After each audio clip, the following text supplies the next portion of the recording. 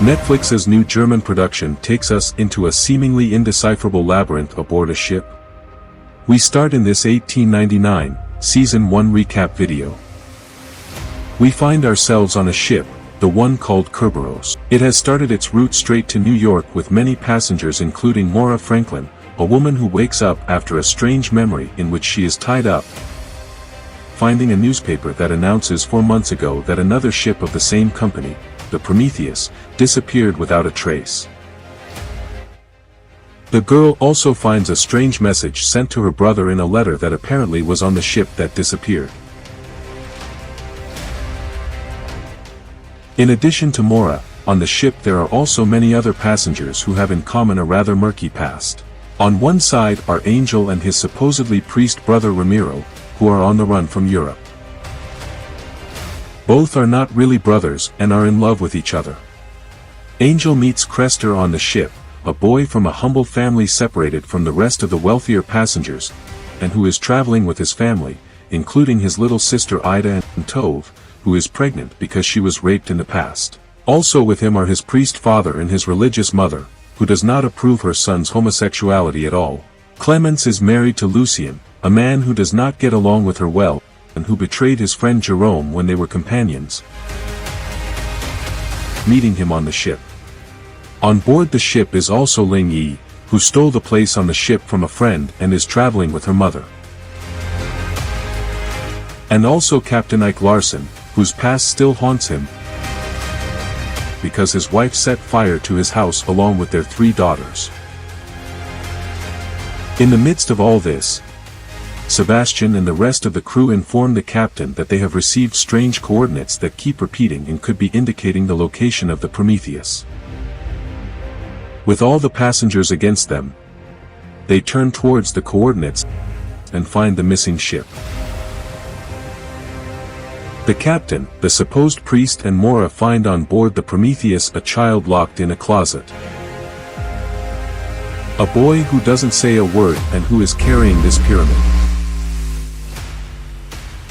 Also from the ship comes this man named Daniel, who introduces himself to Maura as just another passenger.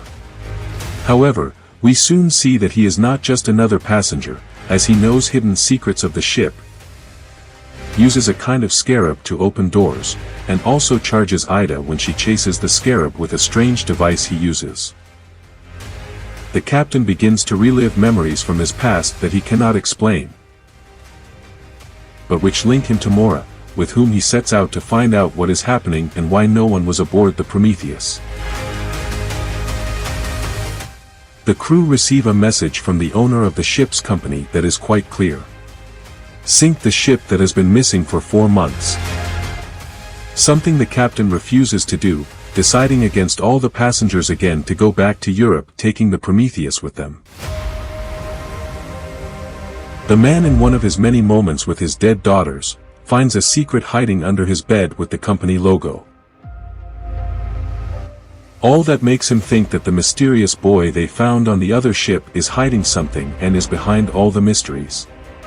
This conclusion is also reached by many of the third-class passengers, who together with some crew members who are against the captain's decisions decide to put together a plan to continue to New York, and also to kill the boy who seems to be the problem of everything.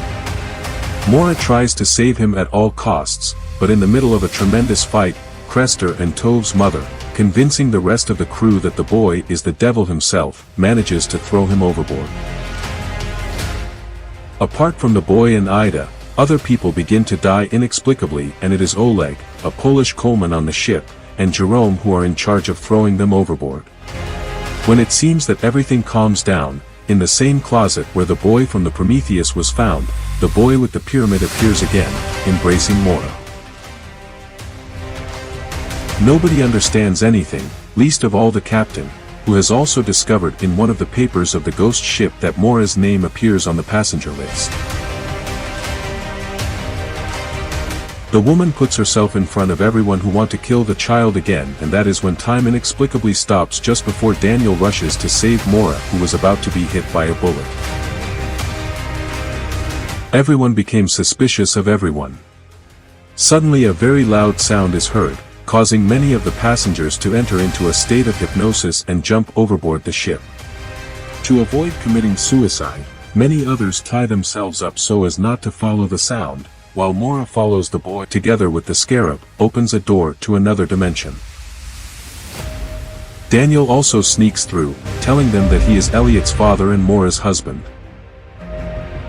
Trying to get his wife Mora to remember who she is because she has had part of her memories erased. Mora is the daughter of Henry Singleton, owner of the company to which both ships belong, and who, as he confesses to the captain, is obsessed with the study of the human brain since his wife became ill and was sent to a mental institution. Mora and the captain delve into the ins and outs of the ship and somehow connect with the supposed creator of it all, Mora's father. They discover that he is watching them for his experiment. Daniel keeps trying to modify the configuration of the experiment in order to make his wife recover her memory and wake up from the simulation in which she and the rest of the passengers are involved. The ship is actually part of a constructed computer simulation. All the hatches that are scattered throughout the ship are nothing more than entry points to the different pasts of the passengers and are connected to each other. But these memories of the past are also false, as they have been created so that each of the passengers forgets who he or she is. The Cerberus is just the latest simulation in an endless loop. Daniel, aware of everything, tries to stop it by pulling Mora out of it. Henry seems to be the one they call the creator, but it turns out that the real creator behind it all is Mora. The woman, who as a child was fascinated, according to her father, with Plato's cave. She is obsessed with the idea of what is real and what appears to be real. Thus, in order to keep her son Elliot alive forever, she creates a first simulation in which she would keep the child's consciousness inside a computer. So Mora and Daniel are the creators of the simulation. They have created together, bringing both computing and neuroscience. Henry has only been trapped in a loop. His daughter Mora, caused when she was unable to bear the pain of losing her son, decided to erase her memories and stay forever plugged into the simulation where she could live with her son for the rest of her life. Therefore Daniel and Elliot, who are aware of her virtual state, have only been trying to wake up Mora, who programmed an exit code inside the simulation thanks to which the woman will be able to escape from the loop. To do this requires a key that goes into a lock. Henry has been trying to control the simulation to find the key and escape. The man gets the key from Elliot, whom he shows through a memory of how his mother created the simulation to keep him from dying.